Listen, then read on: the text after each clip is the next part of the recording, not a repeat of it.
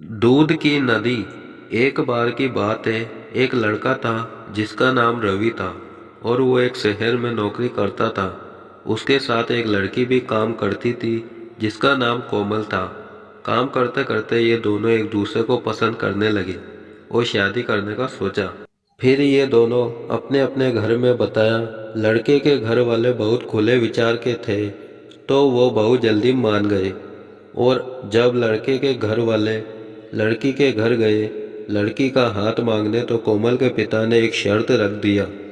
तो सबने वो शर्त मान लिया और दोनों परिवार शादी की तैयारी करने लगे। और वो शर्त ये था कि शादी में कोई भी बूढ़ा व्यक्ति नहीं आएगा।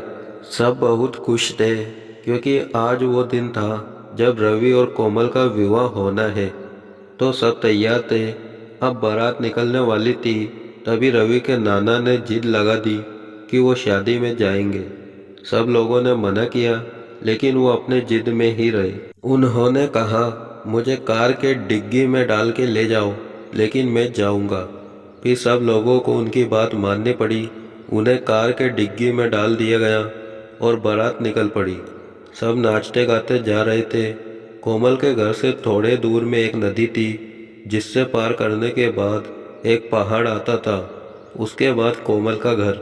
जब बारात पुल पार करने वाली थी उन्होंने देखा लड़की के मामा वहाँ खड़े हैं। बारात रुक गई।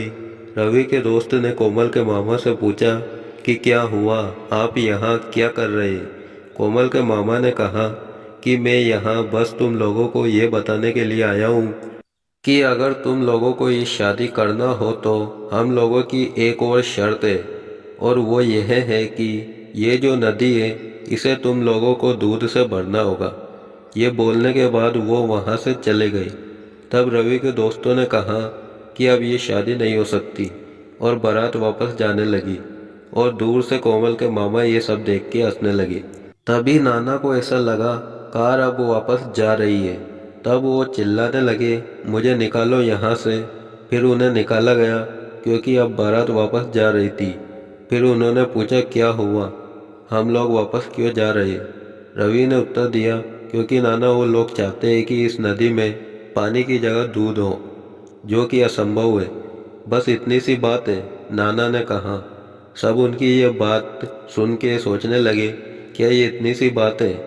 फिर नाना ने कहा, जाओ और कोमल के पिता को बोलो कि पहले इस नदी के पानी को हटाया जाए, हम लोगों के पास दूध है, जो कि असंभव था। जब यह बात कोमल के पिता को पता चली, उन्हें पता चल गया कि उनके साथ पक्का कोई न कोई बूढ़ा व्यक्ति जरूर है। उसके बाद कोमल के पिता सारे शर्तों के बिना शादी के लिए मान जाते।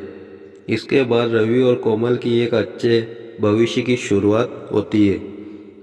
कहानी का नैतिक, आप कितना भी कुछ बन जाए या कितना भी बड़े हो जाए, जो बूढ़ों के पास जिंदगी के अनुभव है वो आपके पास नहीं। उनका आदर करें, हंसते रहिए, सीखते रहिए और हमारे ब्लॉग को सब्सक्राइब कर दीजिए और भी ऐसे ही मज़ेदार और ज्ञान से भरी कहानियों के लिए। धन्यवाद।